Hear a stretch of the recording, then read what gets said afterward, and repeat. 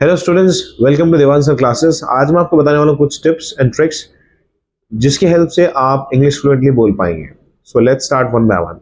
Number one, जब भी आप इंग्लिश में कुछ भी बोलना चाहते हैं तो आप उसको पहले हिंदी में सोच करके इंग्लिश में ट्रांसलेट ना करें, because it takes a lot of time. और जब आप ज़्यादा टाइम लेते हैं तो आप उसको फ्लुएंटली नहीं बोल पाते हैं। जैसे अगर आपको कोई भी टॉपिक दिया गया तो आप उसको डायरेक्टली इंग्लिश में सोचना शुरू करिए।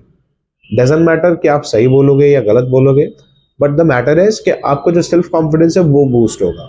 तो first you need to boost up yourself confidence level. Second tip, जिन भी लोगों ने अभी इंग्लिश बोलना शुरू किया है या जो इंग्लिश बोलना सीखना चाहते हैं उनके लिए बेस्ट टिप मैं आपको बताऊंगा। मेरे पास काफी सारे स्टूडेंट्स के डाउट आते हैं कि सर, जब भी हमें टॉपिक दिया जाता है we are not able to speak, हमें वर्ड्स नहीं मिल पाते हैं या हम उसको फ्लुएंटली नहीं बोल पाते हैं, तो व्हाट वी शुड डू। आप टॉपिक को डिवाइड कर लीजिए, पहले टाइटल फिर उसके पार्ट्स। अगर किसी टॉपिक में एडवांटेज है डिसएडवांटेज है तो एडवांटेज और डिसएडवांटेज बताइए।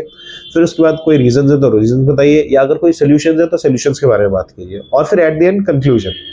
This is a kind of pattern which you can follow to speak about any topic. आगे बढ़ते हैं गाइस। टिप नंबर 3, जब भी आप कोई भी चीज बोल रहे हैं तो आप ग्रामर के पीछे मत भागो, यार ये सही होगा ये गलत होगा, किसी ने मेरा मजाक उड़ाया तो। Always speak with the confidence. जो भी आप बोल रहे हो कॉन्फिडेंस के साथ बोलो। प्लस सबसे पहले ग्रामर के पीछे ना भागने से पहले आपको अपने अंदर एक स्किल लेके आनी है जिससे कि आप उसको बोल पाओ, एग्जैक्टली आप उसको एलैबोरेट कर पाओ। Grammar is a other part, सबसे पहले आपको बोलना सीखना है। टिप नंबर 4, आप ट्राई कर सकते हैं छोटे छोटे सेंटेंसेस से। डेली लाइफ में जो भी आप सेंटेंसेस यूज करते हैं आप उनके ऊपर बोल सकते हैं। जैसे कि जब मैंने इंग्लिश बोलना शुरू किया था तो मैं क्या करता था, I use to speak the daily routine, जो भी मैं करता था।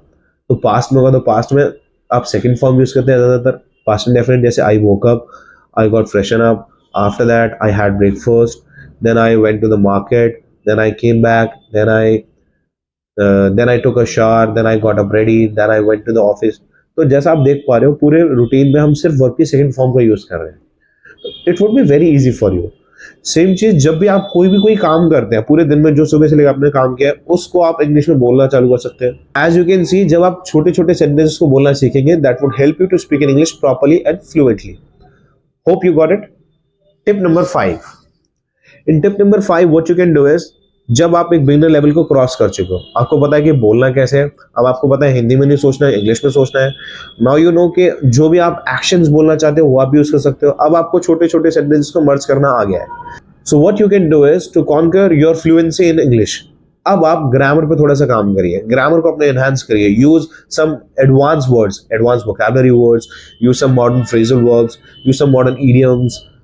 See, in today's time, a lot of people are speaking English, but the thing is that there is a difference between a basic or beginner and advanced person who is actually using the advanced vocabulary words and who is using the modern day-to-day life phrasal verbs, or who are using idioms.